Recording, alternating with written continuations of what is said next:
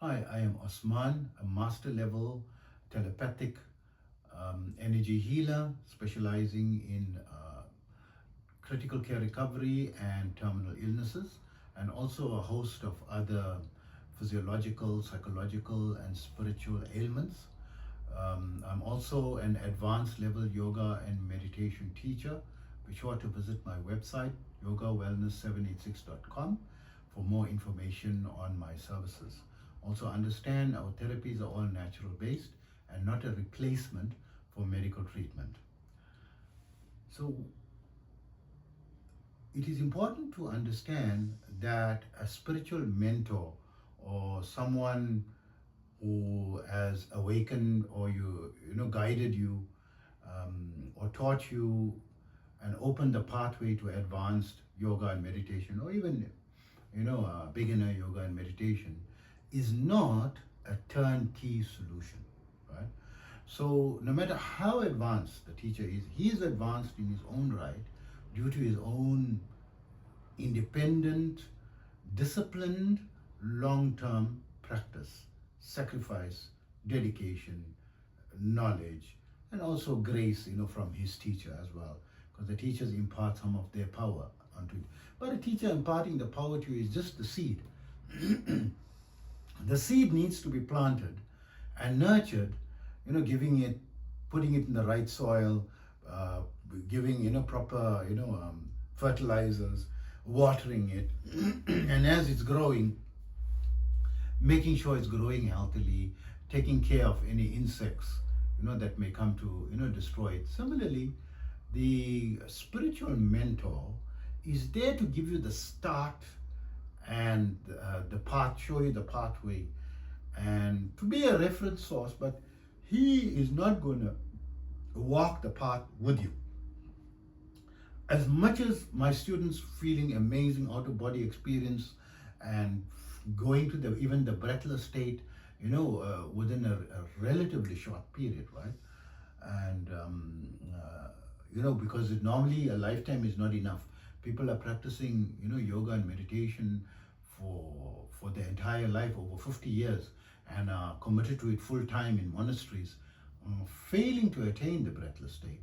But yet, normal, everyday professionals who are working, in a normal 9 to 5 job, and come to me and they were able to get it within a 12-month period. Following not a major program, just a 20 to 30 minute a day program, right? And living a very normal life and attaining the breathless state, right? So all this is just the initial stages. The pathway is very long and very big and very massive. And if you're not careful, you can bring about massive negativity into your life, right? So the teacher will also teach you give you some warnings and what not to do, the do's and don'ts. And you need to tread the pathway yourself.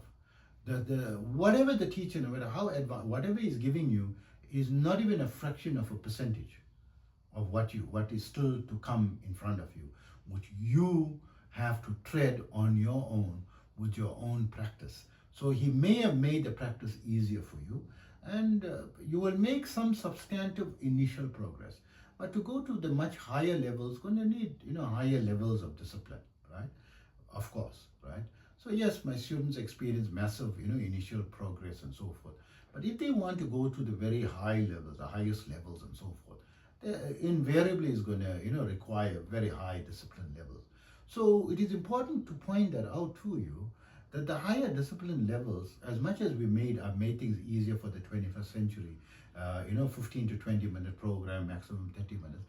But if you want to go to the higher levels, you're going to have to necessarily dedicate 8 to 12 hours a day, for the practice alone.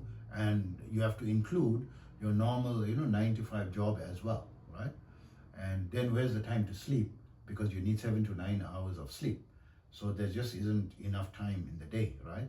So if you dedicate 8 hours to practice, 8 hours to sleep, and 8 hours to your work, where's the time for ablutions and preparation and travel? You have to borrow some time, from the other aspects and juggle things around. And usually people, the first thing they sacrifice is the sleep, which is the worst thing you could do, right? Rather sacrifice a little 50-50 between your spiritual practice and your work, working smarter. And it's a highly competitive field. Sometimes there's no choice, always there's a philosophy, work first, right? So prioritize your work, because without income, right, without money, and without a consistent, stable financial foundation, nothing is possible, right? Your spiritual progress, religiosity, even the religions need your tithes, right? They need donations for you to survive. So, and you need a shelter, you need to be able to feed yourself, clothe yourself, and you're not here just to feed and clothe yourself, you're here to enjoy life as well, right? So take care of yourself.